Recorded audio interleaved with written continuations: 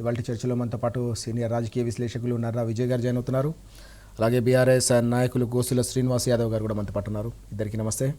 ముందుగా విజయ్ గారు, మనం చూస్తున్నాం చాలా కీలకమైన అంశం ఇది. పథకాలకు సంబంధించి తెల్లముఖం అంటూ వార్త ఈరోజు నమస్తే తెలంగాణలో కనిపిస్తుంది. ఇప్పటికే గ్యారంటీల ఎగవేత ఉన్నవారికి కూడా ఇప్పుడు కోత పెట్టే ఒక ఆలోచన ప్రభుత్వం చేస్తుంది. అందులో భాగంగానే ఫేషియల్ రికగ్నిషన్ తీసుకురాబోతున్నారు. పెన్షన్ స్కీమ్లకు కూడా, పెన్షన్లు ఇతర స్కీమ్లకు కూడా ఫేషియల్ రికగ్నిషన్ తెచ్చే ఆలోచన ఎట్లా చూడాల్సిన అవసరం ఉంది? దీని వెనుక ప్రధానంగా ఎలాంటి ఉద్దేశం దాగి ఉంది, ఎలాంటి పన్నాగాలు దాగి ఉన్నాయంటే ఏం చెప్తారు? ఇట్లాంటివన్నీ మంచి ఉద్దేశంతో ప్రభుత్వం చేస్తేనేమో ప్రజలకు సేవలు బాగా అందుతాయి. కానీ ఇంటెన్షనే ఒక బ్యాడ్ ఇంటెన్షన్గా అనిపిస్తుంది. ఎందుకుంది? వీళ్ళు 2 ఏళ్ల కాలంలో రాష్ట్ర ఆదాయం మొత్తం పడిపోయింది. నిన్న ఇలా కాగ్ రిపోర్ట్ కూడా వచ్చినటువంటి దాంట్లో చూసినట్లయితే అప్పులు విపరీత, ఈ రావాల్సినటువంటి ఆదాయము రావట్లేదు, అనుకున్న లక్ష్య ఆదాయం రావలేదు. దాంతో ఈ పథకాలు ఇవ్వలేక, పథకాలు ఇచ్చినటువంటి హామీలు నెరవేర్చలేక, ఈ పథకాలకు ఎలా కట్ చేయాలి, అన్ని పథకాలే కావచ్చు, ప్రభుత్వ ఉద్యోగులు కావచ్చు, పెన్షనర్లు కావచ్చు, ఇంకేదైనా, ప్లస్ ఈ యూరియాకు సంబంధించినటువంటి అంశం కూడా ఏది అందియలేనటువంటి విషయంలో ఓ టెక్నాలజీని అడ్డు పెట్టుకొని కట్ చేసే అంశం. మీరు టెక్నాలజీ పెట్టుకొని ప్రతి పౌరుడికి ఇచ్చినటువంటి సంక్షేమ పథకాలు అందజేస్తే బాగుంటుంది. కానీ ఆ టెక్నాలజీని అడ్డు పెట్టుకొని ఈ లబ్ధిదారులను కట్ చేసేటువంటి చర్య తీసుకోవడం అనే దుర్మార్గమైనటువంటి ఇంటెన్షనే ప్రశ్నించాల్సినటువంటి అవసరం ఉంది. కాంగ్రెస్ పార్టీ ఇచ్చినటువంటి హామీని తుంగలో దొక్కుతున్నారు. ఎలక్షన్లో ఇచ్చినటువంటి యూరియాకు సంబంధించిన దానికి ఒక యాప్ తీసుకొస్తున్నారు. ఈ టైంలో మీరు అసలు ఈ ఉన్నటువంటి స్మార్ట్ ఫోన్లు రైతులు ఎంతమంది పర్ఫెక్ట్గా వాడగలరు? వాళ్ళకు ఓటీపీ వచ్చినా ఏది వచ్చినా ఏది చెప్పలేనటువంటి సిచ్యువేషన్లో ఉన్నటువంటిది. ఇటువంటి సిచ్యువేషన్లో మీరు ఒక యూరియా సప్లై కోసము ఇప్పుడు లైన్లలో ఉంటే ప్రజలు ప్రభుత్వాన్ని తిడుతున్నారు, సరిగ్గా అందియలేక, దీన్ని ఏం చేయలేక యూరియాని ఏ రకంగా అడ్డు పెట్టాలో, యూరియాని అందకుండా ఒక యాప్ తీసుకొచ్చి చేసేటువంటి ప్రయత్నం. అదేవిధంగా ఇప్పుడు రేషన్కి సంబంధించినటువంటిది, పెన్షన్దారులకు పెన్షన్ ఏంది, ఇప్పుడు పెన్షన్ పెంచుతా అని పెంచలేనటువంటి సిచ్యువేషన్లో డబ్బులు లేవు, ఆదాయం పెరగట్లేదు, వీళ్ళ విధానాలతోటి మొత్తం కునారిల్లిపోతుంది. ద్రవ్యోల్బణం, ఇన్ఫ్లేషన్లోకి ప్రతి ద్రవ్యోల్బణం అవుతున్నటువంటి దశలో ఏవి లేవు. మొత్తం ఒక లూట్ పోయినటువంటి, మొత్తం దివాలా తీసినటువంటి, ముఖ్యమంత్రి అన్నారు దివాలా తీసినటువంటి పరిస్థితి రాష్ట్రం ఉంది అనేది. ఈ దివాలా తీసినటువంటి దాని నుంచి పక్కదారి పట్టించేటువంటి ఉద్దేశం ఉన్నటువంటి దాన్ని లబ్ధిదారులను కట్ చేసేటువంటి ప్రధాన ఇంటెన్షన్ తోటి ఈ ఫేస్ రికగ్నిషన్ అనే అంశాన్ని ముందర అన్ని రకాల సంక్షేమ పథకాలకు ప్రజలను ఇబ్బంది పెట్టేటువంటి చర్యలు తీసుకొని దీని మీద చర్చ పెట్టిన 2 రోజులు ఇది మంచి లబ్ధిదారులకు ఇదని, ఒరిజినల్ వాళ్ళకే ఇస్తామని, దీన్ని అడ్డుకుంటున్నాను ఇతరుల మీద నెపం నెట్టేయడం కోసం ఇవన్నీ చర్చ, ఇవ్వలేక ఆడలేక మధ్యలో అన్నట్టు ఇవన్నీ ప్రజలకు ఇచ్చినటువంటి హామీలు నెరవేర్చలేక ఒక బ్యాడ్ ఇంటెన్షన్ తోటి దీన్ని తీసుకొస్తున్నటువంటి, అది కూడా ఒక్కొక్క స్టెప్ ఇట్లాంటి టెక్నాలజీ ఏంది అందరికి అర్థమయ్యే రీతిలో క్రమక్రమంగా తీసుకురావాల్సినటువంటి అవసరం ఉన్నది. ఒకేసారి స్విచ్ ఆన్ చేసి ఆఫ్ చేసినటువంటి సిచ్యువేషన్లో ప్రజలు చాలా ఇబ్బంది పడతారు. ఆ ఇబ్బంది పడడమే కావాలి, వీళ్ళకు ఇబ్బంది పెట్టినట్టే ఉండాలి ప్రభుత్వం అనే విధంగా వ్యవహరిస్తుంది. ఇది ఈ రకమైనటువంటి పద్ధతి అయితే సరైనటువంటిది కాదు. ప్రభుత్వానికి మీరు తీసుకురావాలంటే ఒక పద్ధతి ప్రకారం క్రమక్రమంగా అడాప్ట్ చేసుకోండి, అంతే తప్ప మొత్తం ఒకేసారి అడాప్ట్ చేసి అందరినీ తీసేస్తుంది. నీ విధానాల లోపంతో నీ ఆర్థిక పరిస్థితి బాలేక ప్రజల్ని ఇబ్బంది పెట్టడం ఏంటి అనేది ప్రశ్న. ఎస్ శ్రీనివాస్ గారు, ఎట్లా చూడాలి? విజయ్ గారు చెప్పినట్టుగా ఉన్న పథకాలను కూడా సరిగా అమలు చేయట్లేదనే అంశం ఒక ఎత్తు అయితే, ఇచ్చిన హామీల అమలు కనీసం కూడా ఒక్క అడుగు ముందుకు పడలేదనే మరో అంశం కూడా ప్రధానంగా ప్రస్తావిస్తున్న పరిస్థితి. ఇప్పుడు ఉన్న లబ్ధిదారులను కూడా ఈ అంశాన్ని ఎట్లా చూడాల్సిన అవసరం ఉంది? ముందుగా మీకు, అదేవిధంగా సీనియర్ జర్నలిస్టు విజయ్ కుమార్ గారు, అదేవిధంగా టీ న్యూస్ ప్రేక్షకులకు శుభోదయం. ప్రపంచంలో, మానవ సమాజంలో, ప్రపంచంలో ఎక్కడైనా కూడా పథకాలు ఎందుకు తీసుకొస్తారా అంటే వెనుకబడిన వర్గాల కోసం, అదేవిధంగా ఆర్థికంగా కొంత అక్కడున్న ప్రజలకు సహకారాలు అందియాలనే ఉద్దేశంతో తీసుకురావడం. ఈరోజు అమెరికాలో కూడా సోషల్ సెక్యూరిటీ కింద $2,500 ఇస్తారు. ఏదైతే సీనియర్ సిటిజన్ ఉన్నారో, లేదంటే ఆ దేశంలో పనిచేసి రిటైర్డ్ అయిపోయి ఉన్నారో వాళ్ళకు సోషల్ సెక్యూరిటీ కింద $2,500 ఇస్తారు. అంటే ఈ మన లెక్క ప్రకారం దాదాపు 2.5 లక్షలు అటు ఇటు. అదేవిధంగా ఇక్కడ కూడా ఈరోజు పెద్దలకు వాళ్ళు ఈ దేశ నిర్మాణంలో లేదా ఈ రాష్ట్ర నిర్మాణంలో వాళ్ళ సేవ వాళ్ళ పని ఉన్నది. మనం అందరం ఈ స్థాయికి వచ్చినామంటే వాళ్ళ పని కాబట్టి వాళ్ళకు ఒక పెన్షన్ అనేది పెట్టి మనం ఏదైతే 200 నుంచి తెలంగాణ తెచ్చుకున్నాక అధినాయకుడు కేసీఆర్ నాయకత్వంలో 2000 వరకు తెచ్చుకోవడం జరిగింది. ఆ 2000 ఇచ్చిన తర్వాత వాళ్ళకు ఒక భరోసా దొరికింది. ఆ 2000తోని వాళ్ళ ఇంట్లో గౌరవం దొరికింది. ఆర్థికంగా వాళ్ళకి కావాల్సిన చిన్న చిన్న కొనుక్కోవడానికి పెద్దవాళ్ళకి ఎవరైతే ఉన్నారో ఓల్డేజ్ వాళ్ళకి ఒక అవకాశం ఉంది. ఈరోజు నువ్వు ఆ 2000ను 4000 చేస్తా అని అబద్ధం ఆడి హామీ ఇచ్చి నువ్వు అధికారంలోకి వచ్చినావు. ఏ బేస్ మీద వచ్చినావు? ఒక పథకం ఒక స్కీము, ఆ స్కీములో హామీ, ఆ హామీ ద్వారా 4 ఓట్లు తెచ్చుకొని నువ్వు అధికారంలోకి వచ్చినావు. ఇప్పుడు ఏమంటున్నావు నువ్వు? ఆ స్కీమ్నే నేను తీసేస్తా, ఆ స్కీమ్కు రకరకాలుగా స్క్రూటినైజ్ పెట్టి కొట్టేస్తా అంటున్నావు. ఈరోజు పథకాలు ఏవైతే ఓల్డ్ ఏజ్ పెన్షన్స్ ఏవైతే ఉన్నాయో పెన్షన్స్ను ఎవరు తీసుకుంటారు? 60 ఏళ్ళు 55 ఏళ్ళ పైన ఉన్న వాళ్ళే కదా తీసుకునేది. సో 17 ఏళ్ళు 20 30 ఏళ్ళలో తీసుకోరు కదా. దానికి క్లియర్గా ఆధార్ కార్డు ఉంది. అంటే నేనేమంటున్నా అంటే ప్రభుత్వము ఏ కన్సర్న్తో వచ్చిందో, ఏ కమిట్మెంట్తో వచ్చిందో ఆ కమిట్మెంట్ మర్చిపోయి ఈరోజు పెద్ద ప్రజలను మోసం చేసే ప్రయత్నం చేసింది. ఇది ఒకటే కాదు, చాలా ఉన్నాయి. దీని వరకే నేను మాట్లాడతాను.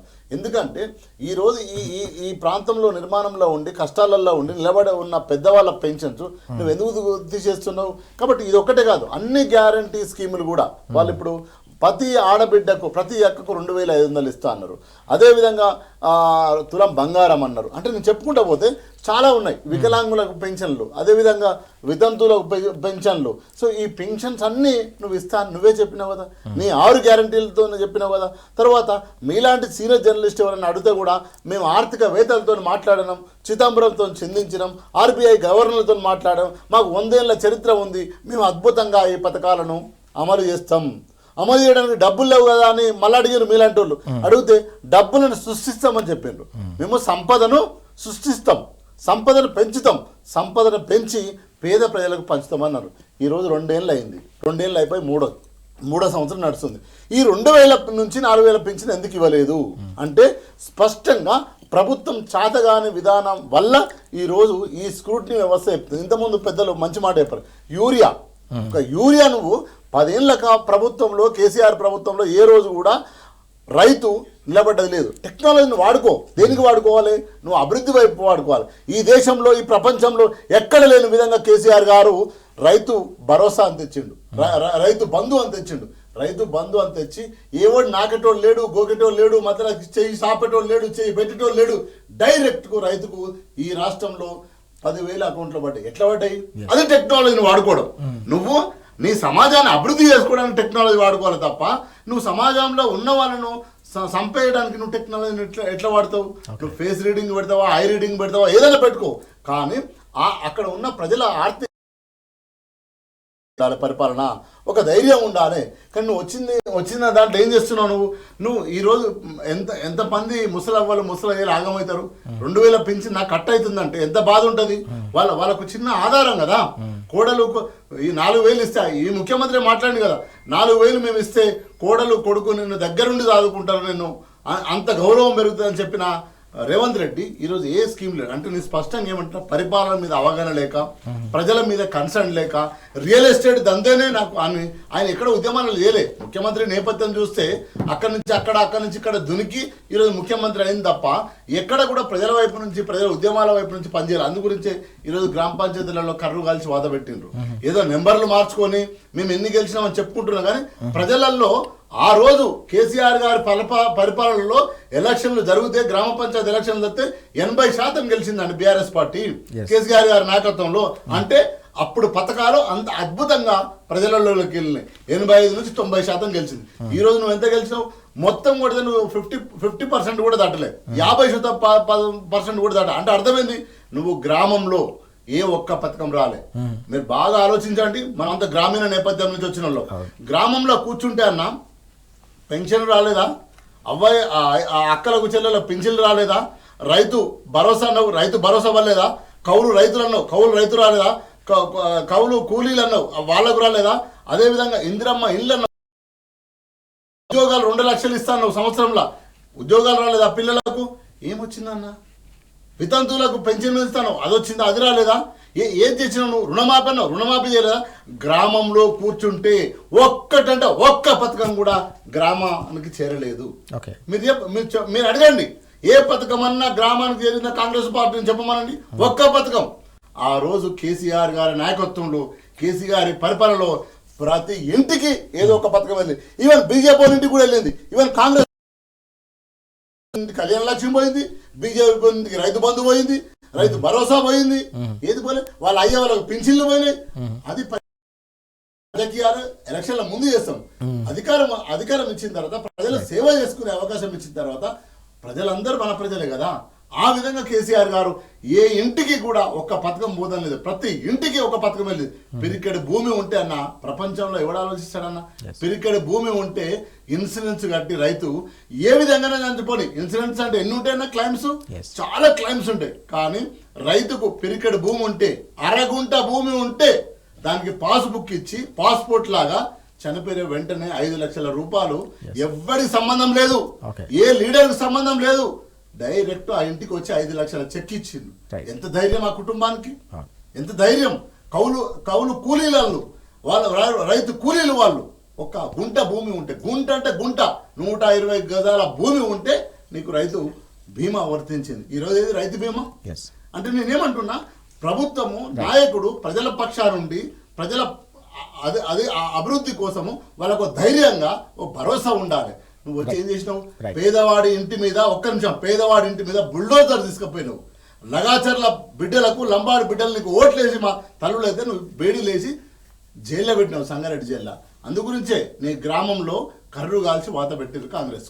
రైట్ మనం చూస్తా ఉన్నాం. ఓవైపు ఇచ్చిన హామీలను అమలు చేయకుండా వాటిని గాలి కొదిలేయడమే కాకుండా ఉన్న పథకాలు కూడా పాతరేసే కుట్రలు కొనసాగుతున్నాయని శ్రీనివాస్ గారు, విజయ్ గారు తీవ్ర స్థాయిలో ఆగ్రహం వ్యక్తం చేస్తున్నారు. లబ్ధిదారులకు కోత పెడితే గ్రామీణ ప్రాంతాల్లో ఇప్పటికే పల్లె ప్రజలు పంచాయతీ ఎన్నికల్లో వాత పెట్టిండ్రు. రానున్న రోజుల్లో నిజంగానే లబ్ధిదారులకు గనక రకరకాల టెక్నాలజీ పేరిట కోతలు పెడితే ఇక గ్రామీణ ప్రాంతాల్లో ప్రజా తిరుగుబాటు తప్పదు కాంగ్రెస్ పార్టీకి అని చెప్పి హెచ్చరిస్తున్న సందర్భం కూడా మనకు కనిపిస్తూ ఉంది. మరిన్ని కీలకమైన అంశాలు ఉన్నాయి. విజయ్ గారు, మరొక కీలకమైన అంశం, నిన్న కేటీఆర్ గారు మాట్లాడిన విషయాన్ని కూడా మనం చూస్తున్నాం. ఫిరాయింపు ఎమ్మెల్యేలకు సంబంధించిన వ్యవహారంపై తీవ్ర స్థాయిలో ఆయన మండిపడ్డారు. ఓవైపు న్యాయస్థానాల్లో పోరాటం చేశాం, అసెంబ్లీలో కూడా పోరాడాం, చివరికి ఫిరాయింపు ఎమ్మెల్యేలను కాపాడేందుకు కాంగ్రెస్ పార్టీ రాజ్యాంగ విరుద్ధంగా వ్యవహరిస్తుందనే అంశాన్ని, సీఎం చేతిలో స్పీకర్ కీలుబొమ్మ అనే ఒక అంశం కూడా ఈరోజు పత్రికల్లో ప్రధానంగా కనిపిస్తోంది. ఫిరాయింపు ఎమ్మెల్యేలు కనిపిస్తలేరా? 150 సర్పంచ్ స్థానాలపైన కూడా కోర్టుకెళ్తామని చెప్పేసి కేటీఆర్ గారు చేసిన ఈ వ్యాఖ్యల్ని మనం ఎట్లా చూడాల్సిన అవసరం ఉంది? పల్లెపూర్లో వికృతమైన రాజకీయ క్రీడకు కాంగ్రెస్ పార్టీ తెరతీసిందనే ఈ అంశాన్ని ఎట్లా చూడాల్సిన అవసరం ఉంది? ఫిరాయింపులకు సంబంధించి చూసినట్లయితే దేశానికి ఒక మార్గదర్శకం చేసే అటువంటి అంశం, ఒక కీలకమైనటువంటి ఘట్టము కాంగ్రెస్ పార్టీ చేతికి వచ్చింది. ఎందుకు? ఈ మధ్యకాలంలో బీజేపీ దేశవ్యాప్తంగా కావచ్చు ఫిరాయింపులను బాగా ప్రోత్సహిస్తుందని నిరంతరం రాజ్యాంగం పట్టుకొని ఆరోపిస్తుండ్రు రాహుల్ గాంధీ. ఇది ఒక అవకాశం. ఇదేంది? సుప్రీంకోర్టు తీర్పుతోటి దేశవ్యాప్తంగా ఫిరాయింపుల మీద ఒక తీర్పు ఇవ్వాల్సినటువంటి పరిస్థితి వచ్చింది. ఇక్కడ 2 జరిగినాయి. ప్రజాస్వామ్య వ్యవస్థలో రాజకీయ వ్యవస్థ మీద, స్పీకర్ వ్యవస్థ మీద సుప్రీంకోర్టు జోక్యం చేసుకొని తన సుప్రీంకోర్టు ఆధిపత్యాన్ని పట్టు బిగించింది. గతంలో ఇంత ఘనంగా జోక్యం చేసుకొని చేసినటువంటి సందర్భం లేదు. స్పీకర్ వ్యవస్థలో పేరుకు స్పీకర్ అయినా చాలా క్లియర్గా తీర్పు ఇచ్చింది. మీరు స్పీకర్ కేవలం హౌస్ ప్రొసీడింగ్స్ వరకే, మీరు ట్రిబ్యునల్ బయటకు వస్తే అని చెప్పి తీర్పు వచ్చే విధంగా సుప్రీంకోర్టు గడువు పెట్టింది. ఆ గడువు ప్రకారం తీర్పు ఇవ్వమని. గతంలో ఎప్పుడు ఇట్లాంటి పరిణామం జరగలేదు ఫిరాయింపుల మీద, అంతా ఏదో మామూలుగా వెళ్ళిపోయినటువంటి అంశం. ఇప్పుడు ట్రిబ్యునల్గా వచ్చినటువంటి, ట్రిబ్యునల్గా స్పీకర్గా ఉన్నది కాంగ్రెస్ పార్టీ. ఒక దేశవ్యాప్తంగా ఒక విధానపరమైనటువంటి నిర్ణయం సూచిక ఇవ్వాల్సినటువంటి అవసరం ఉండే, దేశాన్ని గైడ్ చేసేటువంటి తీర్పు ఇవ్వాల్సినటువంటి అవసరం ఉండే. కానీ ఏం చేశారు ఇక్కడ కాంగ్రెస్ పార్టీ? కళ్ళ ముందు కనిపిస్తుంది, ఇవన్నీ కనిపిస్తుంటే కూడా వాళ్ళు పార్టీ మారలేదు, వాళ్ళు పాత పార్టీలోనే ఉన్నారు అని చెప్పడం అంటే ఇది ప్రజాస్వామ్యాన్ని, రాజ్యాంగాన్ని మొత్తం కూనీ చేయడం అయినటువంటి అంశము. అయితే ఇది పెద్ద ఒక కోవర్ట్ ఆపరేషన్ లాగా నాకు అనిపిస్తుంది పూర్తిగా. ఎందుకంటే భవిష్యత్తులో ఇప్పుడు ఇదే తీర్పు ప్రామాణికం అవుతుంది. ఈ స్పీకర్ ఇచ్చినటువంటి ఈ ట్రిబ్యునల్ తీర్పు రేపు దేశవ్యాప్తంగా ప్రామాణికం అయితే బీజేపీ కానీ ఇప్పుడు కర్ణాటకలో బీజేపీ కాంగ్రెస్ ఎమ్మెల్యేలను తీసుకొని కూడా అక్కడ స్పీకర్ అదే చెప్తారు, తెలంగాణలో ఇచ్చినటువంటి ట్రిబ్యునల్ చైర్మన్ ఇచ్చిన తీర్పునే నేను ప్రామాణికంగా తీసుకొని ఇస్తున్నాను. రేపు బీజేపీ వాళ్ళే కేంద్రంలో 20 మంది ఎంపీలను తీసుకొని, కాంగ్రెస్ ఎంపీలను తీసుకొని తెలంగాణ ఇచ్చినటువంటి ట్రిబ్యునల్ ఇచ్చిన తీర్పే మాకు ప్రామాణికం అని చెప్పి లోక్సభ స్పీకర్ కూడా అదే రకమైనటువంటి తీర్పు ఇవ్వచ్చు. ఇది దేశానికి ఒక ప్రామాణికమైనటువంటి తీర్పు లాగా ఉన్నది. ఎందుకున్నది ఇక్కడ? ఎందుకంటే రేవంత్ రెడ్డి ఇప్పించినటువంటి అంశం ఏంది? రేపు భవిష్యత్తులో రేవంత్ రెడ్డి 20 మంది ఎమ్మెల్యేలను తీసుకొని బీజేపీలోకి పోయినా ఇదే తీర్పు వర్తిస్తుంది. రేపు బీజేపీ ఇది రాహుల్ గాంధీ గమనించుకోవాలి. రాహుల్ గాంధీకి తెలిసి జరిగిందా, తెలియక జరిగిందా, కోవర్ట్ ఆపరేషన్ జరిగిందా ఏంది? బీజేపీగా కొనుక్కోవచ్చు ఎమ్మెల్యేలని, దేశవ్యాప్తంగా కాంగ్రెస్ ఎమ్మెల్యేలను కొనవచ్చు, కాంగ్రెస్ పార్టీని కొనుక్కోవచ్చు, అదేవిధంగా ఎంపీలను కొనుక్కోవచ్చు, ఇతర పార్టీల ఎంపీలను కొనుక్కోవచ్చు, ఏదైనా కొనుక్కోవచ్చు. ఆ స్కోప్ ఇచ్చినటువంటి తీర్పు ఇది. అదే మీరు అనర్హత వేసి ఉంటే దేశానికి ఒక మార్గదర్శకమైనటువంటి తీర్పు అయ్యేది. మీరు దేశానికి మార్గదర్శకం చేయలేదు, అట్లాంటి తీర్పు లేదు. మీకు అవకాశం వస్తే అందుకే కాంగ్రెస్ పార్టీని ప్రజలు నమ్మటం లేదు. ఎందుకు విశ్వసించటం లేదంటే మీరు అధికారంలో ఉన్నప్పుడు ఒక రాష్ట్రంలో ఒక తీరుగా మాట్లాడుతున్నారు, అధికారం లేని చోట ఒక తీరుగా మాట్లాడుతున్నారు. అందుకే మోడీని ఢీకొనాలంటే మోడీకి ప్రత్యామ్నాయమైనటువంటి ఏ అంశం మీద పట్ల కూడా మీకు చిత్తశుద్ధి కనిపించడం లేదు. అది కాంగ్రెస్ పార్టీకి కనిపించడం లేదా? ఇక్కడ రేవంత్ రెడ్డి వాళ్ళతో కుమ్మక్కాయ చేసిన కాంగ్రెస్ పార్టీ మొత్తం కాంగ్రెస్ పార్టీ మీదనే చుట్టే తిరుగుతుంది. ఇట్లాంటి ఒక మంచి దేశానికి ఒక విధానపరమైనటువంటి నిర్ణయం, ఒక పాజిటివ్ యాటిట్యూడ్ తోటి వచ్చేటువంటి అవకాశాన్ని కాంగ్రెస్ పార్టీ చేజార్చుకుంది. ఇక్కడ ముఖ్యమంత్రి వాళ్ళ ట్రాప్లో పడేసిండ రాహుల్ గాంధీని, కాంగ్రెస్ పార్టీని బీజేపీ వైపు లేదా ఈయన సొంతంగా వెళ్ళిపోయే వైపు బీజేపీ రకంగా చేస్తే కాంగ్రెస్ పార్టీని కొనేసుకోవచ్చు ఎక్కడున్నా. రేపు ఇదే తీర్పు ఇంప్లిమెంటేషన్ చేస్తుంది. అందుకని చాలా డేంజర్ ఈ రకమైనటువంటిది ప్రజాస్వామ్యాన్ని కూని చేసే విధంగా, రాజ్యాంగ విరుద్ధంగా ఒక దేశానికి ఒక ఆదర్శమైనటువంటి అవకాశం వస్తే కూడా వదులుకుందంటే వీళ్ళకి రాజ్యాంగం పట్ల, ప్రజాస్వామ్యం పట్ల, అదేవిధంగా ప్రజల తీర్పు పట్ల కాంగ్రెస్ పార్టీకి గౌరవం లేదు. దేశానికి ప్రత్యామ్నాయం కాంగ్రెస్ పార్టీ రాహుల్ గాంధీ కానే కాదనేది ఇంకా ఈ తీర్పు తోటి చాలా క్లియర్గా అర్థమైనటువంటి అంశం. మనం వ్యవహారంలో కాంగ్రెస్ పార్టీకి సంబంధించిన వైఖరి మరోసారి వివాదాస్పదంగా మారింది. చాలా స్పష్టంగా తెలంగాణ ప్రజలకి కాదు, దేశ ప్రజలకు కూడా అర్థమైపోయిందని చెప్పేసి విజయ్ గారు చెప్తా ఉన్నారు. రాజ్యాంగ విరుద్ధంగా, రాజ్యాంగ స్ఫూర్తికి వ్యతిరేకంగా, ప్రజాస్వామ్యానికి వ్యతిరేకంగా, ప్రజాస్వామ్య స్ఫూర్తిని కాలరాసే విధంగా తీసుకున్న నిర్ణయం ఏదైతే ఉందో ఇది కాంగ్రెస్కు సంబంధించి రానున్న రోజుల్లో కూడా తప్పకుండా వెంటాడుతుంది.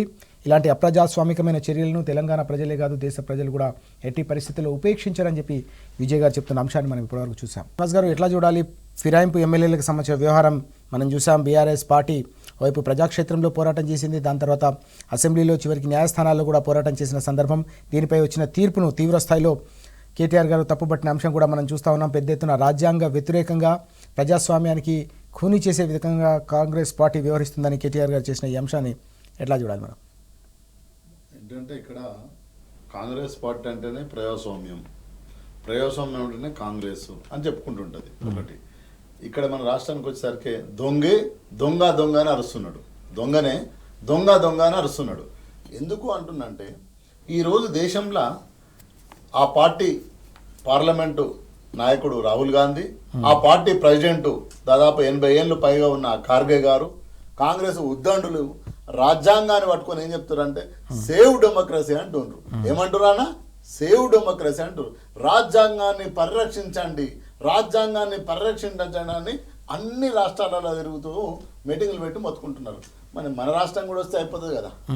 మన రాష్ట్రం కూడా వచ్చి నాయనారే రేవంత్ రెడ్డి సేవ్ డెమోక్రసీ రా బిడ్డ, రాజ్యాంగాన్ని కాపాడాలి రా బిడ్డ అని చెప్తే అయిపోతుంది కదా. నువ్వేమో ఒకవైపు ఏమో రాజ్యాంగాన్ని కాపాడంటావు, ఒకవైపు ఏమో నీ పార్టీ నాయకుల చేత, నీ స్పీకర్ చేత నువ్వు రాజ్యాంగాన్ని ధ్వంసం చేస్తున్నావు, రాజ్యాంగ ఏదైతే రూల్ను బ్రేక్ చేస్తున్నావు కదా. అంటే నువ్వు చెప్పేది ఒకటి, నువ్వు చేసేది ఒకటి.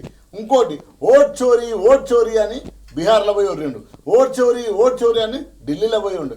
ఓట్ చోరీ ఏంద్రా నాయన? ఇక్కడ ఓట్ చోరీ జరుగుతుంది, ఎమ్మెల్యేల చోరీ జరుగుతుంది. ఎమ్మెల్యే ఇచ్చినట్టు ఓటు కదా, ఓట్లు వచ్చే ఎన్నుకున్న వాడే కదా ఎమ్మెల్యే. సో నీకు జూబ్లీహిల్స్ ఎలక్షన్లో ఓట్ చోరీ జరిగిందని వర్కింగ్ ప్రెసిడెంట్ కేటీఆర్ గారు పీపీటీ ఇచ్చి ఆయన రాహుల్ గాంధీ అని లెటర్ రాసిండు. ఇక్కడ ఓట్ చోరీ జరుగుతుంది, ఈ ఓట్ చోరీని కూడా కాపాడని. కానీ వచ్చిండ రాహుల్ గాంధీ 4 ఓట్లు దంచుకోవడానికి, 4 ఎమ్మెల్యే సీట్లు తెప్పుకోవడానికి అశోక్ నగర్ వచ్చిండు.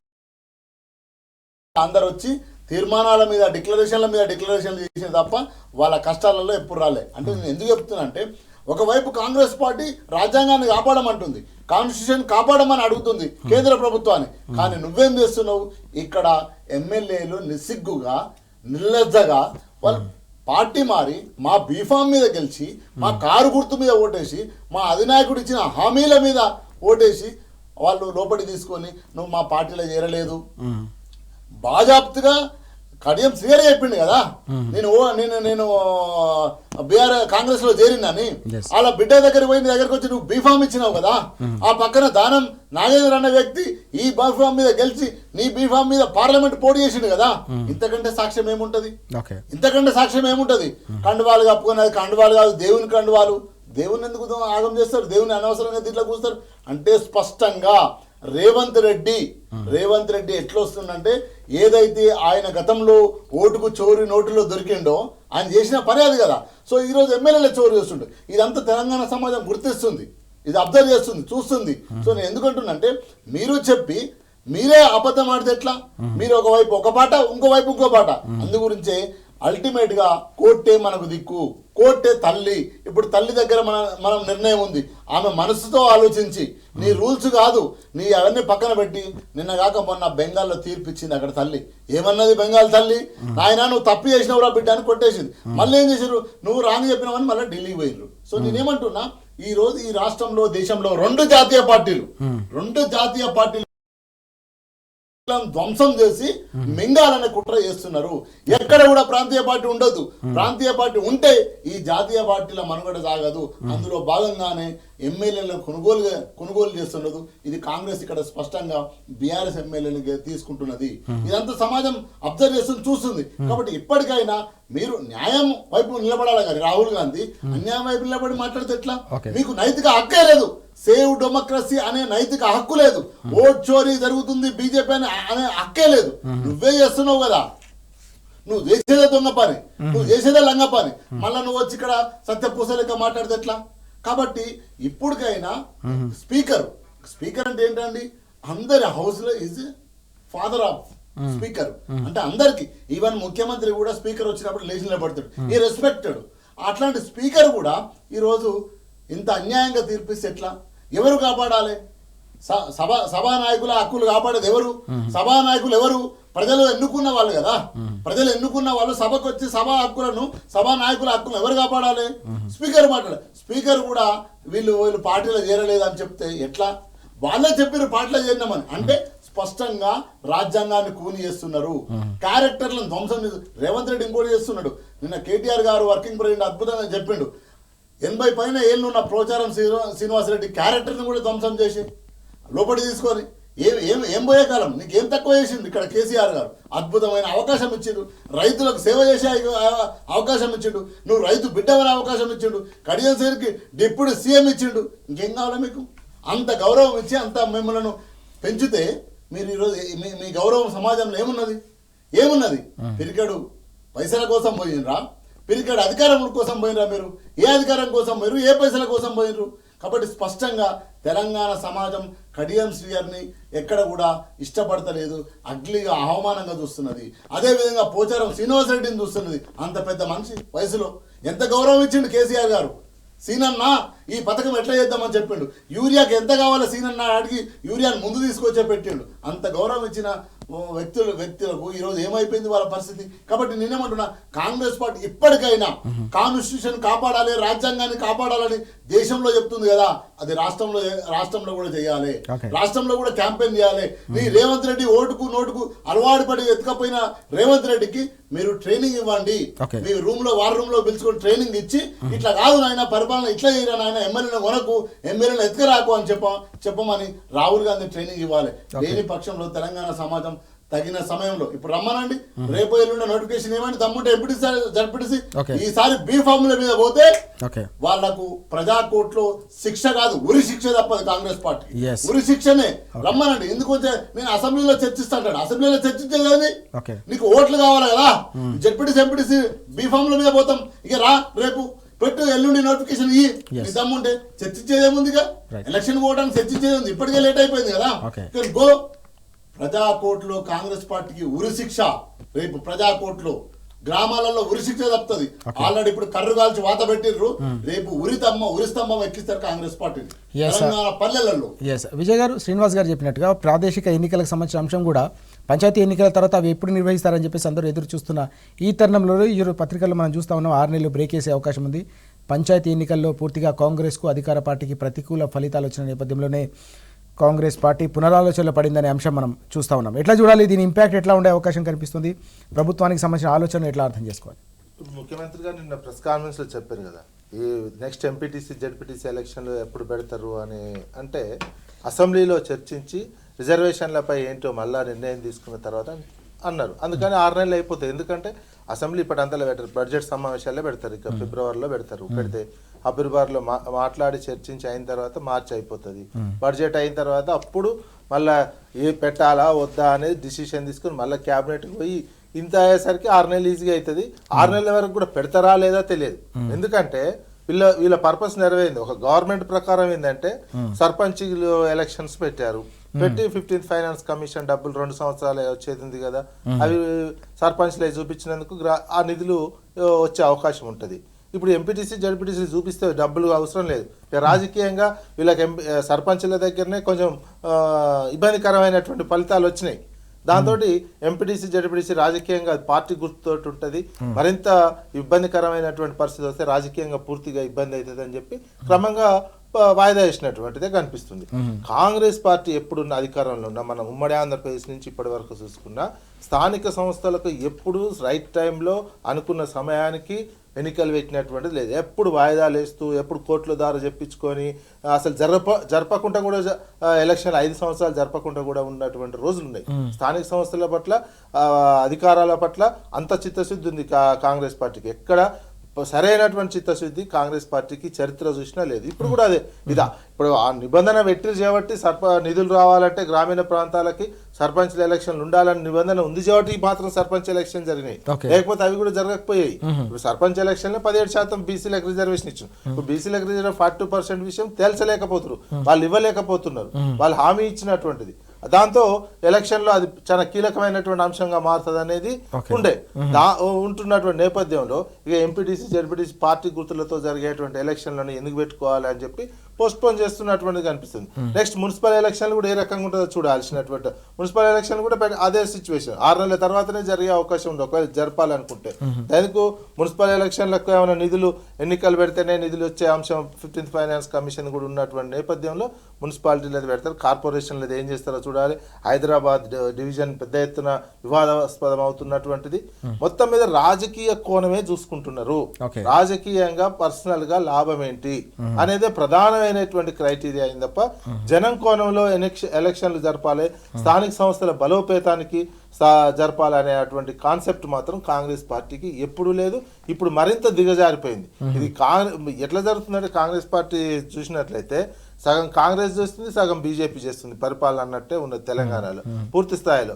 కాంగ్రెస్ రాహుల్ గాంధీ అన్ని విషయాల పట్ల జోక్యం చేసుకోవట్లేదు. మళ్ళీ మోడీ గారు ఊకనే అపాయింట్మెంట్ ఇచ్చి అన్నిటికీ గైడెన్స్ ఇస్తున్నటువంటిది కనిపిస్తుంది. రకరకాల నేపథ్యంలో ఈ ఎలక్షన్లు జరగడం వల్ల రాజకీయంగా లాభం ఉందా లేదా అని బేరీజ్ వేసుకొనే ఎలక్షన్లు జరిపే అవకాశం ఉంది. ఇప్పుడు ఎలక్షన్ లో అనుకున్నటువంటి అధికార పార్టీ చాలా నిజంగానే కూడా 90% రావాల్సినటువంటి అవసరం ఉండే, వాళ్ళు చాలా తక్కువ పర్సెంటేజ్ కి లిమిట్ అయ్యేసరికి రాజకీయంగా ఇబ్బందికరమైన ప్లస్ ఫైట్ సరళి చూసినా గ్రామీణ ప్రాంతాల్లో పల్స్ తెలిసిపోతుంది. ఓటింగ్ సరళి చూసినా అపోజిషన్ చాలా కొట్లాడినట్టు కనిపించడం, ఓడిపోయిన తక్కువ మార్జిన్ తో ఓడిపోవడం, చాలా ఫైట్ జరిగింది ఒక గ్రామీణ ప్రాంతాలు. అది లోకల్గా తెలిసిపోతుంది. అక్కడ ఉన్నటువంటి ఎమ్మెల్యేలే కావచ్చు, కాంగ్రెస్ పార్టీ ఎమ్మెల్యేలే కావచ్చు, కాంగ్రెస్ పార్టీ ఎంపీలే కావచ్చు, ఆ నాయకత్వానికి ఈజీగా అర్థమైపోతుంది మన పరిస్థితి బాగాలేదు అనేది అర్థమైపోతున్నటువంటి. లేకపోతే ఈ నెలలోనే ఎంపీటీసీకి రావాల్సినటువంటి వాళ్ళు అసెంబ్లీ సమావేశాలు ఏం చర్చిస్తే అవసరమే లేదు ఎలక్షన్లు పెట్టడానికి. క్యాబినెట్ రేపు జరిగే 22వ తారీఖు ఏదో క్యాబినెట్ ఉన్నది, ఆ రోజు క్యాబినెట్ లో అనుకుని ఎలక్షన్లకు పోయే అవకాశం ఉంది. మరి అటువంటి పరిస్థితి ఆ వాతావరణం, ఎందుకంటే సీఎం గారు అన్నారు ప్రెస్ కాన్ఫరెన్స్ లో మేము అసెంబ్లీలో చర్చించి పెడతాము. అసెంబ్లీలో చర్చించాల్సింది ఏముంటుంది, ఇంకా మీకు 40% లేదని తెలిసిన తర్వాత ఉన్న దాని ప్రకారమే పార్టీ ప్రకారం మీరు ఇచ్చుకుంటారా ఇచ్చుకోండి, ఇచ్చుకొని పెట్టేసుకోవచ్చు. అవన్నీ ఉండే అటువంటి ఇట్లాంటి పరిస్థితి. మొత్తం మీద స్థానిక సంస్థలను నిర్వీర్యం చేసేటువంటి ఉద్దేశమే కాంగ్రెస్ పార్టీకి మొదటి నుంచి ఉంది. అది ఇప్పుడు ఇంకా మరింత నిర్వీర్యం చేస్తున్నటువంటి అంశం కనిపిస్తుంది. ఎస్, మనం చూస్తున్నాం, చరిత్ర చూసిన స్థానిక సంస్థలను ఎప్పుడు కూడా కాంగ్రెస్ పార్టీ అధికారంలో ఉన్న ప్రతిసారి కూడా నిర్వీర్యం చేసిన నేపథ్యంలో ఇప్పుడు కూడా అదే ట్రెండ్ కొనసాగుతుందని విజయ్ గారు అంటున్నారు. దీంతో పాటు పంచాయతీ ఎన్నికల్లో ఆదిలాబాద్ నుంచి అలంపూర్ వరకు అధికార పార్టీకి తగిలిన ఎదురుదెబ్బ నేపథ్యంలోనే స్థానిక ఎన్నికలను 6 నెలల పాటు బ్రేక్ వేయాలన్న ఒక ఆలోచన చేస్తుంది. అందుకోసం రకరకాల కుంటి సాకులు వెతుకుతా ఉన్నారనే అంశాన్ని కూడా ప్రస్తావిస్తున్న పరిస్థితి మనం చూస్తున్నాం. శ్రీనివాస్ గారు, 3 దశల్లో జరిగిన పంచాయతీ ఎన్నికల్లో అధికార పార్టీకి ఏ రకంగా బీఆర్ఎస్ పార్టీ ముచ్చపటలు పట్టించిందో మనం ఫలితాలు చూస్తా ఉన్నాం. అధికార పార్టీకి సాధారణంగా అనుకూలంగా ఉంటాయని చెప్పేసి భావిస్తారు, కానీ పూర్తి స్థాయిలో ఎక్కడికక్కడ బీఆర్ఎస్ పోటీ ఇవ్వడమే కాకుండా ముఖ్య నేతలు ఉన్న నియోజకవర్గాల్లో కూడా గ్రామ పంచాయతీలు గెలుచుకున్న తీర్పు తెలంగాణ వ్యాప్తంగా చూసినాం. ఈ క్రమంలోనే స్థానిక సంస్థలు ప్రాదేశిక పోరుకు సంబంధించిన దానిపై కూడా చర్చ జరుగుతోంది. కానీ దాదాపు 6 నెలల పాటు దీన్ని బ్రేక్ వేయాలి, అసెంబ్లీలో చర్చించిన తర్వాత మాత్రమే ఎన్నికలు వెళ్లాలనే ఆలోచన ప్రభుత్వం చేస్తున్నట్టు కనిపిస్తోంది. ఎట్లా చూడాలి ఓవరాల్గా దీనికి సంబంధించి తెర వెనుక ఏం జరుగుతుందంటే ఏం చెప్తారు? ఎప్పుడైనా రాజకీయాలలో గతం వర్తమానాన్ని, వర్తమాన భవిష్యత్తుని నిర్దేశిస్తుంది. అంటే గతంలో నువ్వు చెప్పింది ఏంది, వర్తమానంలో నువ్వు చేస్తున్నది ఏంది, భవిష్యత్తులో తీర్పు వస్తుంది సహజంగా. సో నువ్వు ఏమి చెప్పి 6 గ్యారంటీలు, 13 హామీలు, 420 పెట్టి నువ్వు ప్రభుత్వం ఎలక్షన్లకు పోయినావు, నీకు ప్రజలు నమ్మి అలా ఎలక్షన్లు ఇచ్చిండ్రు. ఈరోజు గ్రామాలలో ఏం జరిగింది, ఏ ఒక్క పథకం కూడా గ్రామంలో అమలు కాలేదు స్పష్టంగా. సో అమలు కాకపోగా వాళ్ళు ఇంకా రైతులను, వివిధ వర్గాల ప్రజలను అందరిని ఇబ్బంది పెట్టారు స్పష్టంగా. ఏ ఒక్క వర్గం కూడా ఈ కాంగ్రెస్ ప్రభుత్వంలో హ్యాపీగా లేదు. అది కార్మిక వర్గం అనుకోండి, రైతులు అనుకోండి, కౌలు రైతులు అనుకోండి, కూలి రైతులు అనుకోండి, అక్కజల్లలు అనుకోండి, అవ్వయ్యలు అనుకోండి, యువత అనుకోండి, మహిళలు అనుకోండి, ఏ వర్గం కూడా కాంగ్రెస్ ప్రభుత్వంలో రేవంత్ రెడ్డి పాలనలో ఇక్కడ హ్యాపీగా లేదు. స్పష్టంగా ఎలాంటి లబ్ధి జరగలేదు. జరగనప్పుడు ఎలాంటి రిజల్ట్ ఇస్తారు? నువ్వు ప్రజాపాలన అన్నావు కదా, నువ్వు నా భూమి కబ్జా అయితే పుస్తకం పట్టుకొని నువ్వు ప్రగతి భవన్కి వస్తే ఏం చేసినావు? నన్ను నిలబెట్టించినావు, కలవలేదు కదా. రోజు ముఖ్యమంత్రి కలుస్తా అన్నావు కదా, మంత్రులు కలుస్తా అన్నారు కదా, ఎక్కడ కూడా ప్రజాపాలన లేదు కదా, గ్రామాలలో కూడా ప్రజాపాలన లేదు కదా. కాబట్టే నువ్వు గ్రామ సభలు గతంలో పెడితే పోలీసు నువ్వు పెట్టుకొని గ్రామ సభలు నిర్వహించినావు. మనం ఎన్నోసార్లు మాట్లాడుకున్నాం. అంటే ఆ పరిణామ పరిస్థితే ఈరోజు గ్రామ పంచాయతీ ఎలక్షన్లో రిజల్ట్ వచ్చిందనేది స్పష్టంగా అర్థమవుతుంది. రెండో విషయం, వీళ్ళు ఏం చెప్పిండ్రు ప్రధానంగా, గ్రామ పంచాయతీ ఎలక్షన్లో ఎందుకు లేట్ అవుతున్నాయంటే, మేము బీసీలకు ఈ దేశంలో ఎప్పుడు ఇవ్వనంతగా 42% రిజర్వేషన్ ఇస్తే పోతామని చెప్పారు. అది కామారెడ్డి డిక్లరేషను, మేము కామారెడ్డి డిక్లరేషను అమలు చేసిన తర్వాతనే మేము గ్రామ పంచాయతీ ఎలక్షన్లో పోతామని చెప్పారు. ఏమైంది దాని మీద? ఆ కమిషన్, ఈ కమిషన్, ఎల్ఏ కమిషన్, మల్లయ్య కమిషన్లు, రిపోర్ట్ల మీద రిపోర్ట్లు, ఢిల్లీ మీద ఢిల్లీ, ధర్నాల మీద ధర్నా, గల్లీల మీద గల్లీలు అన్నీ అయిపోయినాయి. తీరా సినిమా కట్ చేస్తే ఏమొచ్చిందంటే ఏ రిజల్ట్ ఏదో 17% రిజర్వేషన్తో పోయినది. అంటే స్పష్టంగా గ్రామంలో అన్ని వర్గాలను మోసం చేస్తూ పాటు బీసీలను ఉన్న 55-60% ఉన్న బీసీలను కూడా నువ్వు మోసం చేసినావు అనేది తేలిపోయింది కదా. ఇక్కడ రాకెట్ సైన్స్ ఏం లేదు, విశ్లేషించి చెప్పాల్సిన అవసరం లేదు. స్పష్టంగా బీసీ వర్గాలను మోసం చేసినామని తెలిసిపోయింది. ఒకవైపు ఏమో పథకాలు అమలు కాలే, నువ్వు ఇచ్చిన హామీలు అమలు కాలే, వాళ్ళు ఇబ్బందులు పడ్డారు. చివరికి హైదరాబాద్ పట్టణంలో ఉన్న పేద, కడుపు పట్టుకొని వచ్చిన పేద ప్రజలు కూడా 40 గదాల 20 గదాల వేసుకున్న గుడిసెలు వేసుకున్న వాళ్ళ మీద నువ్వు హైదరాబాద్ పంపినావు. అంటే టోటల్గా తెలంగాణ సమాజంలో ఏ వర్గం సంతోషంగా లేదు, ఏ వర్గానికి నువ్వు లబ్ధిదారు చేయలేదు. చేయకపోగా నువ్వు ఇచ్చిన ఏదైతే రాజ్యాంగబద్ధంగా ఏదైతే నువ్వు ఇచ్చిన హామీ ఉందో, ఏదైతే పొలిటికల్ హామీ ఉందో, దశాబ్దాల నుంచి రిజర్వేషన్ మాకు కావాలని గతంలో కేసీఆర్ గారు ఇచ్చిన రిజర్వేషన్ కూడా నువ్వు ఇవ్వలేకపోయినావు కదా. కేసీఆర్ గారు ఇచ్చిన రిజర్వేషన్ ఇవ్వకపోగా దాన్ని కట్ చేసి 17%గా చెప్పినావు. ఇప్పుడు రిజల్ట్ వచ్చిందిగా, ఏమొచ్చింది? నీకు వాతలు పెట్టిండ్రు. వాతలు పెట్టినాక ఏమంటారు? ఎంపీటీసీ ఎలక్షన్లు జరగాలి. మరి పెడతావా? అసెంబ్లీ చర్చ ఎందుకయ్యా? అసెంబ్లీలో ఏం చర్చిస్తావు? రిజర్వేషన్లు నువ్వు రిజర్వేషన్ల గురించి అసెంబ్లీలో చర్చిస్తే బీఆర్ఎస్ పార్టీ బేషరతుగా తలసాని శ్రీనివాస్ యాదవ్, అదేవిధంగా గంగుల కమలాకరు, హరీష్ రావు గారు, కేటీఆర్ గారు చెప్పినారు కదా, మేము పూర్తిగా మద్దతు ఉందామని చెప్పినాం, మేము బిల్లుకు పూర్తిగా మద్దతు ఇస్తామని చెప్పినాం. నువ్వు బిల్లు పంపినావు. ఏం సంగతి? మరి ఇద్దరు కదా, అపోజిషన్ నాయకుడు రాహుల్ గాంధీ, నాయకుడు సభానాయకుడు మోడీ, మరి ఇద్దరు కలిసి కప్ ఆఫ్ కాఫీ తాగితే నీకు అమెండ్మెంట్ అయ్యి రిజర్వేషన్ వస్తుంది కదా. ఎందుకు చేయలేదు? నీ రాహుల్ గాంధీ పార్లమెంట్లో ధర్నా ఎందుకు చేయలేదు? నీ ఎంపీలు 8 మంది ఎంపీలు పార్లమెంట్లో ఎందుకు ప్రశ్నలు ఏమనెత్తలేదు? 9th షెడ్యూల్లో పెట్టి మా బీసీలకు రిజర్వేషన్ ఇవ్వాలి. ఏం చేసినావు నువ్వు ఒక షో బొమ్మ లాగా పోయి జంతర్ మంతర్ దగ్గర ధర్నా చేసి వస్తావా ఒక ముఖ్యమంత్రిగా, తెలంగాణ ముఖ్యమంత్రిగా? అంటే స్పష్టంగా బీసీలను మోసం చేసే రిజర్వేషన్ కాదని చెప్పిన. మళ్ళీ ఏం చెప్తున్నావు? మళ్ళీ తీసుకొచ్చి నేను అసెంబ్లీలో చర్చిస్తా, అసెంబ్లీలో చర్చిస్తే రిజర్వేషన్ మీద ఆల్రెడీ తేలిపోయిందిరా నాయన. నీతో కాదు, నువ్వు మోసం చేసినావు, ఓట్లు దంచుకున్నావు, నువ్వు 8 మంది ఎంపీలను గెలిచినావు, 65 ఎమ్మెల్యేలను గెలిచినావు, నువ్వు బీజేపీ పార్టీ మోడీ మోసం చేస్తుందని తేలిపోయింది స్పష్టంగా. తేలిపోయినాక అసెంబ్లీలో ఏం చర్చిస్తావు అంటే మరోసారి తెలంగాణ సమాజాన్ని, బీసీ సమాజాన్ని మోసం చేసే ప్రయత్నం చేస్తున్నారు. ఇది అర్థం చేసుకోవాలి తెలంగాణ సమాజం. అర్థం అయిపోయింది. ఈ రోజు నువ్వు ఎప్పుడు ఊళ్ళోకి వచ్చినా నీకు లట్టులు, నీకు దెబ్బలు తప్ప వేరే పడే తేలిపోతుంది కదా. అందుగురించే కదా గ్రామ పంచాయతీ ఎలక్షన్ రిజల్ట్ ఇచ్చిండ్రు. ఎంత అద్భుతమైన రిజల్ట్ ఇచ్చిండ్రు నీకు.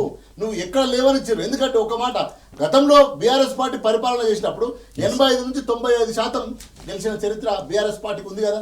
మరి నువ్వు కూడా 2 ఏళ్ళు అయింది కదా, నీ పరిపాలన తెలవాలి కదా, నీ ఫలితాలు అందాలి కదా. అంటే ఇక్కడ ప్రజలను, ఇక్కడ వర్గాలను, అన్ని ఎస్సీ ఎస్టీ బీసీ వర్గాలను, టోటల్గా ప్రజలను రాహుల్ గాంధీ అండ్ మోడీ, రేవంత్ రెడ్డి మోసం చేస్తున్నది తేలిపోయింది. నీకు దమ్ము ధైర్యం ఉంటే, కాంగ్రెస్ పార్టీకి కన్సర్న్ ఉంటే, దమ్ముంటే రేపు నోటిఫికేషన్ ఇచ్చి ఎల్లుండి మొదలుపెట్టి ఎలక్షన్స్. ఎవరు అడ్డం వచ్చారు? రిజర్వేషన్ రాదురా నాయన అనేది కోర్టు చెప్పేసింది కదా. గ్రామ పంచాయతీ ఎలక్షన్లో రిజర్వేషన్ ఇవ్వలేకపోయినావు కదా. ఇంకెట్లా తెచ్చిస్తావు? ఇంకేంటి తెచ్చిస్తావు? అంటే నువ్వు మభ్య పెట్టి మళ్ళొకసారి మోసం చేయడానికి అసెంబ్లీలో చర్చ చేసి నేను ముందుకు పోతా అంటున్నావు. అంతే తప్ప నువ్వు ఎట్లాంటి లేదు. మరోసారి బీసీ సమాజం, మరోసారి తెలంగాణ సమాజం మోసం చేయడానికి రేవంత్ రెడ్డి కుట్ర పన్నుతాడు. ఆ కుట్రనే రేపు అసెంబ్లీలో చర్చ. ఇంకా అసెంబ్లీలో చర్చ ఏముంటుందన్న మనకు తెలియని చర్చ. అపోజిషన్ పార్టీ బీఆర్ఎస్ పార్టీ బేషరతుగా మద్దతు ఇచ్చింది నీ బిల్లుకు. మేము ఇయ్యమని చెప్తున్నాం. కేసీఆర్ గారు అధినాయకుడు, బీఆర్ఎస్ పార్టీ అధినాయకుడు ఏం చెప్పింది తెలుసా? ఒక సభలో ఈ దేశంలో కులగణన చెయ్యండి. ఎందుకు చేస్తలేను అనేది 170 సంవత్సరాలు అయింది. ఎందుకు చేస్తలేరు? ఒకవేళ చేయలేకపోతే చేయని అనుకుంటే కులం సర్టిఫికేట్ బంద్ చేయమని చెప్పండి. ఒక్క నిమిషం అన్న, కులం సర్టిఫికేట్ ఇవ్వడం బంద్ పెట్టండి. ఓబీసీ సర్టిఫికేట్ ఎందుకు ఇస్తున్నావు? ఓబీసీ రిజర్వేషన్ ఎందుకు ఇస్తున్నావు?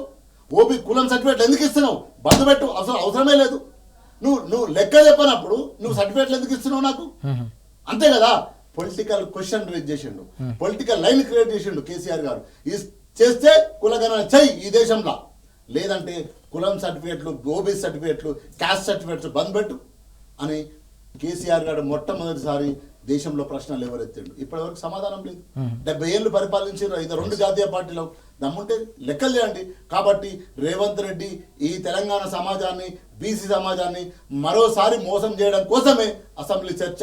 ఇది కుట్ర, ఇది గమనించాల్సిందిగా తెలంగాణ సమాజాన్ని కోరుకుంటున్నాను. తెలంగాణ సమాజాన్ని పూర్తి స్థాయిలో మరోసారి మోసం చేసే కుట్ర చేస్తోందనే అంశాన్ని విజయ్ గారు అలాగే శ్రీనివాస్ గారు కూడా ప్రస్తావిస్తూ ఉన్నారు. ఇప్పటికే పంచాయతీ ఎన్నికల్లో బీసీ రిజర్వేషన్లను పూర్తి స్థాయిలో తగ్గించి ఇప్పటికే బలహీన వర్గాల గొంతు కోశారు. మరోసారి దీనిపై చర్చ పేరిట మరోసారి మభ్యపెట్టే ప్రయత్నం జరుగుతోంది తప్ప కాంగ్రెస్లో చిత్తశుద్ధి కనిపించట్లేదు.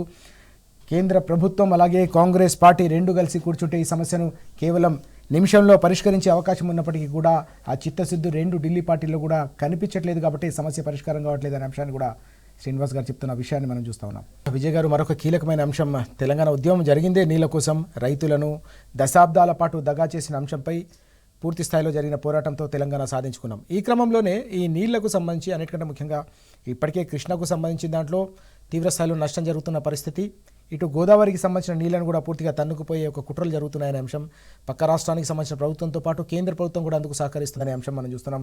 పోలవరం నల్లమల్ల సాగర్ రూపంలో మరో ప్రమాదం పొంచి ఉంది తెలంగాణ రైతులకు అనే అంశాన్ని ఎట్లా చూడాలి? ఒకవేళ ఈ ప్రతిపాదన కనుక పూర్తి స్థాయిలో అమలైపోతే తెలంగాణకు సంబంధించిన పచ్చని పంట పొలాలన్నీ కూడా, బీళ్లు అన్నీ కూడా ఇప్పుడు ఎడారిగా మారే పెను ప్రమాదం పొంచిందనే అంశాన్ని ఎట్లా అర్థం చేసుకోవాల్సిన అవసరం ఉంది? భవిష్యత్తు తరాలకు తెలంగాణలో గోదావరి కృష్ణా నీటి మీద హక్కు లేకుండా చేసేటువంటి పెద్ద కుట్ర. ఈ కుట్రని మనం తెలంగాణ సమాజం అర్థం చేసుకోలేకపోతే ఒకటి నీళ్ళ పరంగా ఈ రకంగా అన్యాయం అయిపోతున్నాం. అదేవిధంగా రాజకీయంగా హైదరాబాదును కూడా అప్పజెప్పే కుట్ర జరుగుతున్నది. మొత్తం 666 వరకు ఉన్నటువంటి దాన్ని వాళ్ళకు ఏదో ఒక రూపాయన ఇదంతా చంద్రబాబు నాయుడు, మోడీ, రేవంత్ రెడ్డి కలిసి చేస్తున్నటువంటి కుట్రలు. ఇవి తెలంగాణ సమాజం అర్థం చేసుకోవాలి. నీటికి సంబంధించినటువంటిది పోలవరం బనకచర్లకు మార్చి నల్లమల్ల సాగర్ జస్ట్ ఒక మారిందంతే, చిన్న లింక్ అంతా అన్ని లింకులు అట్నే ఉన్నాయి. లాస్ట్ లింకే నల్లమల్ల సాగర్ కలుపుతున్నటువంటిది. అక్కడ నుంచి తర్వాత వేరే తీసుకెళ్లేటువంటి ప్రయత్నం కూడా చేస్తున్నారు. ఇవన్నీ ఎందుకు? పాత ప్రాజెక్టులు అన్నిటిని వాళ్ళు చేసినటువంటి అట్టుతున్నటువంటి అన్నిటిని చట్టబద్ధం చేసుకోవడానికి, అన్నిటి మీద హక్కు సాధించడానికి, మనకు నీళ్ళు లేకుండా హక్కు అసలు గోదావరి మీద ఒక ట్రిబ్యునల్ ఏర్పాటు చేసి మళ్ళీ విభజన చేయాల్సినటువంటి అవసరం ఉన్నటువంటి సందర్భంలో ఆ ట్రిబ్యునల్ ముందు ఇవన్నీ పెట్టి మేము హక్కు సాధించుకోవటం అనే యాంగిల్లో గోదావరి నీటిని పూర్తి హక్కు లేకుండా చేస్తుంది. మన రాష్ట్ర ప్రభుత్వం పూర్తి స్థాయిలో అడ్డుకోలేకపోతున్నటువంటి అంశం ఉన్నది. నిరంతరం దాని మీద ఫైట్ చేయాల్సినటువంటి బాధ్యత రాష్ట్ర ప్రభుత్వం ఉంటే నిమ్మకు నీరెత్తినట్టు ఏమాత్రం వ్యవహరించటం లేదు. గోదావరికి సంబంధించినటువంటి విషయంలో హక్కును కోల్పోయే విధంగా మన ఎందుకు దాని రూపంలో మనం కాళేశ్వరాన్ని రిపేర్ చేసుకుని ఇంకో 3వ టీఎంసీ ఎత్తిపోసుకునేటువంటి ప్లాన్ చేసుకుంటే మనకే హక్కు వస్తుంది ఇంకెక్కువ. ఆ పని చేయకుండా కాళేశ్వరాన్ని మొత్తం మూలకు పెట్టేసి 2 ఏళ్ల నుంచి మూలకు పెట్టేసి వాళ్ళకేమో కట్టుకోమనే విధంగా వ్యవహరిస్తూ చంద్రబాబు నాయుడుకి పూర్తిగా సహకరిస్తూ మీరు పట్టుకున్న ఆఖరికి మాకు కృష్ణా గోదావరి కలిపి 500 టీఎంసీలు ఇచ్చేయండి, మీరు ఏమైనా చేసుకోండి అన్నటువంటిది ఆ ధోరణితోటే ఏదైతే ఫస్ట్ ఇచ్చినటువంటి ముఖ్యమంత్రి గారు ఉన్నారో ఆ ధోరణితోటే గాలికి వదిలేస్తున్నారు కృష్ణా గోదావరి నీటి హక్కులను. భవిష్యత్తు తరాలు చాలా ఇబ్బందికరమైనటువంటి పరిస్థితి ఎదుర్కొంటుంది. హక్కు కోల్పోయిన తర్వాత మొత్తం వాళ్ళ చేతుల్లో పోతుంది. వచ్చిన 10 ఏళ్లకే గతంలో ఏమైంది, మనం స్వతంత్రం వచ్చిన కొత్తలో మనం ఒక 6-7 ఏళ్ళు సపరేట్ తెలంగాణ ఉండేసరికి జీర్ణించుకోలేక మనల్ని కలిపి 56లో కలిపి ఆగం చేసినటువంటి అరే వచ్చిన తెలంగాణ 10-15 ఏళ్ళకే మనం మళ్ళా కొంచెం షైన్ అవుతున్నటువంటి సందర్భంలోనే మళ్ళీ ఈ కుట్రలను చేసి తెలంగాణ రాజకీయ అధికారం లేకుండా చేయాలి, తెలంగాణ నీటి వనరులను దోచుకోపోవాలి. ఎందుకు? ప్రభుత్వం అట్లాంటి ప్రభుత్వం వచ్చింది. ఇప్పుడు ప్రభుత్వం ప్రజలు కూడా ఇట్లాంటి ప్రభుత్వం వస్తే చూసి చూడనట్టు మనకు ఒక ఫైట్ చేయన ఆ స్పిరిట్ లేదు. తెలంగాణ స్పిరిట్ లేనటువంటి వ్యక్తులు సీఎం అయితే ఎట్లుంటుంది అనేది ఈ అర్థమవుతుంది. నీళ్ళల్లో కావచ్చు, అదేవిధంగా హైదరాబాద్ విషయంలో కావచ్చు, భౌగోళిక స్వరూపంలో కావచ్చు, రాజకీయ అధికారంలో కావచ్చు, పూర్తిగా నిర్వీర్యం అయిపోతున్నటువంటి దశలోకి చేరుతున్నది ఇప్పుడు. అది ప్రజలు అర్థం చేసుకోవాలి. ఎస్ విజయ్ గారు చెప్పినట్టు, శ్రీనివాస్ గారు, ఇది ఒక పెను ప్రమాదం పొంచి ఉందనే అంశం గోదావరికి సంబంధించి ఇప్పటికే కాళేశ్వరం ప్రాజెక్టును పడుకోబెట్టడం వల్ల పూర్తిగా దాన్ని పూర్తి స్థాయిలో వినియోగించుకోకపోవడం వల్ల తెలంగాణ రైతు గత 2 ఏళ్ల నుంచి పడుతున్న సాగునీటి కష్టాలు మనం చూస్తున్నాం. మరోవైపు పోలవరం నల్లమల్ల సాగర్ రూపంలో పొంచి ఉన్న ఈ ప్రమాదాన్ని ఎట్లా అడ్డుకోవాల్సిన అవసరం ఉందంటారు? స్పష్టంగా తెలంగాణ 6 దశాబ్దాల నుండి పోరాటం చేసి 15 సంవత్సరాలు కేసీఆర్ నాయకత్వంలో పోరాటం చేసి తెలంగాణ సాధించుకుందే నీళ్లు. ఏం కావాలి? నీళ్లు, నిధులు, నియామకాలు, పరిపాలన. సో ఈరోజు ఏదైతే నీళ్ళు అనుకున్నామో 10 ఏళ్లల్లో దాదాపు 64 లక్షల మెట్రిక్ టన్నుల నుంచి 2,50,00,000 మెట్రిక్ టన్నుల పైన ధాన్యం ఉత్పత్తి సాధించారు కేసీఆర్ పరిపాలనలో. ఎట్లా? నీళ్లు సాధించుకుంటే. ఈరోజు రేవంత్ రెడ్డి ఆయన గురువైన చంద్రబాబు నాయుడు మరో కుట్ర చేయబోతున్నారు. ఏంది? ఈ 60 ఏళ్ళు మనం నీళ్ళు ఎత్తుకపోయినాం, మంచిగా బాగుపడ్డాం, మళ్ళా ఎత్తుకపోనీయకుండా కేసీఆర్ అనే ఒక కాపలాదారుడు తెలంగాణను కాపాడి నిలబడ్డాడు కట్టెపట్టుకొని. ఇప్పుడు నా శిష్యుడు వచ్చిండు, నేను నీళ్ళు ఎత్తుకపోవాలనే కుట్ర చేయొచ్చు అని బనకచర్ల కాంచి మొదలుపెట్టి పోలవరం కాంచి మొదలుపెట్టిండు ఎవరు? చంద్రబాబు నాయుడు. కానీ ఈరోజు కేసీఆర్ ఉన్నంత కాలం ఈ తెలంగాణ గడ్డ పైన ఎంత మాకు వాటర్ రావాలో అంత స్పష్టంగా కొట్లాడి మేము పోరాటం తెచ్చుకుంటాము. ఎందుకు చెప్తున్నా అంటే ఇది స్పష్టంగా రేవంత్ రెడ్డి ప్రతిసారి బీఆర్ఎస్ పార్టీ కేసీఆర్ గారు మాట్లాడినప్పుడల్లా ఆగుతున్నారు. మిగతా టైంలో స్పష్టంగా ఒక కుట్ర జరుగుతుంది. ఏదైతే కృష్ణా బేషన్ ఉందో మహబూబ్నగర్కు నీళ్ళు ఇవ్వకుండా దోపిడీ చేసుకపోయే కుట్ర స్పష్టంగా చేస్తున్నారు. అందులో భాగంగానే ఇది తెరపైకి వచ్చింది. కాబట్టి ఇక్కడ కేసీఆర్ గారు కూర్చున్నాడు, మాట్లాడుతున్నాడు, ఆలోచిస్తున్నాడు అనుకున్నారు సమయంలో, రేపు వచ్చే సమయంలో ఏ మాత్రం తెలంగాణకు అన్యాయం జరిగినా కూడా ఊరుకునే ప్రసక్తి లేదు. చంద్రబాబు నాయుడు, మోడీ అండ్ రేవంత్ రెడ్డి ఈ ముగ్గురు ఎవరి మీద? తెలంగాణ నీళ్ళ మీద. అందుగురించే మోడీ సపోర్ట్ తోని బనకచర్లకు పైసలు ఇచ్చి అదేవిధంగా చంద్రబాబు నాయుడు సపోర్ట్ కావాలి కాబట్టి ఈరోజు అక్కడ ప్రాజెక్టు తెచ్చుకొని జాతీయ ఈరోజు బనకచర్ల నీళ్ళు ఎత్తుకపోవాలనే కుట్రతోనే ఏదైతే ఉందో ఇక్కడ శ్రీశైలం నుంచి నీళ్ళు ఎత్తుకపోయే కుట్ర చేస్తున్నారు. ఇదంతా తెలంగాణ సమాజం అబ్జర్వ్ చేస్తుంది, ఆలోచిస్తుంది. అక్కడ ఎట్లాంటి విషపిషలు లేవు. కానీ తెలంగాణను ఎండబెట్టి నేను పాలమూరు బిడ్డ, నేను నల్లమల్ల బిడ్డ అంటాడు కదా, నల్లమల్ల ప్రజలను మోసం చేసి, పాలమూరు ప్రజలను మోసం చేసి, రంగారెడ్డి ప్రజలను మోసం చేసి నీళ్ళు ఎత్తుకపోయే కుట్ర జరుగుతుంది. ఈ కుట్రకు ఎవరు కారణం అంటే రేవంత్ రెడ్డి, చంద్రబాబు నాయుడు జీతగాడు రేవంత్ రెడ్డి. అందులో భాగంగానే వీటన్నిటికీ పర్మిషన్లకు చేస్తున్నాడు, కమిటీలో చేస్తున్నాడు. అటు కేంద్ర ప్రభుత్వం నరేంద్ర మోడీ, ఇటు చంద్రబాబు నాయుడు, రేవంత్ రెడ్డి ముగ్గురు కలిసి ఈ తెలంగాణ మీద కుట్ర పన్నుతున్నారు. ఆ కుట్రను పన్ను ఏదైతే పన్నుతున్నారో చూస్తుంది. ఏ సమయంలో పోరాటం చేయాలో ఆ సమయంలో సిద్ధపడతారు. ఒక్క చుక్క కూడా తెలంగాణకు వచ్చేవారు. అందుగురించి కేసీఆర్ గారు గొప్ప మాట్లాడినారు, ఎవరి కంచంలో వాళ్ళని తిందాం, ఒకరి కంచంలో ఒకరు గుంజుకోవద్దు అని విజయవాడ పోయి మాట్లాడిన చరిత్ర ఉంది. అంటే అంత అక్కడ అభివృద్ధి అయిదాం, ఇక్కడ అభివృద్ధి అయిదాం, రాయలసీమ అభివృద్ధి అయిదాం, కోస్తాంధ్ర అభివృద్ధి అయిదాం, తెలంగాణ అభివృద్ధి చేసుకుందాం. కానీ నీ కంచంలో నేను గుంజుకుంటా, నా కంచంలో నేను గుంజుకుంటా అంటే అది నడవదు, అది వద్దు అని చెప్పిండు కేసీఆర్ గారు. అంత ఆలోచన చెప్పి ఒక రాజకీయ మాటలు. ఈరోజు చంద్రబాబు నాయుడు ఏం చేస్తాడు, మళ్ళీ గిల్లి కజ్జాలు పెడుతున్నాడు. ఈరోజు ఇప్పటి వరకు కూడా నాగార్జున సాగర్ మొత్తం పోలీసు వాళ్ళ అదుపులో ఉంది, ఆంధ్ర పోలీసు వాళ్ళ అదుపులో ఉంది. రేవంత్ రెడ్డి చాతగానితనంతోనే మళ్ళా నీళ్ల దోపిడీ జరిగే ప్రయత్నం జరుగుతుంది. కేసీఆర్ గారి బీఆర్ఎస్ పార్టీ ఊరుకోదు, నీళ్ల కోసం మరో పోరాటానికి సిద్ధపడతాం. మనం చూస్తున్నాం, తెలంగాణ రైతు గొంతు కోసే విధంగా వ్యవసాయాన్ని మరోసారి సంక్షోభంలోకి నెట్టే కుట్రలు కొనసాగుతున్నాయి. దీన్ని కేసీఆర్ గారు, బీఆర్ఎస్ పార్టీ ఎప్పుడూ ఉపేక్షించదు, తప్పకుండా మరో పోరాటానికి సిద్ధమవుతామని చెప్పేసి శ్రీనివాస్ గారు హెచ్చరిస్తున్న సందర్భం, విజయ్ గారు కూడా స్పష్టంగా చెప్తున్న అంశాన్ని కూడా మనం చూస్తూ ఉన్నాం. మరో చిన్న బ్రేక్ తీసుకుందాం. బ్రేక్ తర్వాత వార్తలు కొనసాగుతాయి.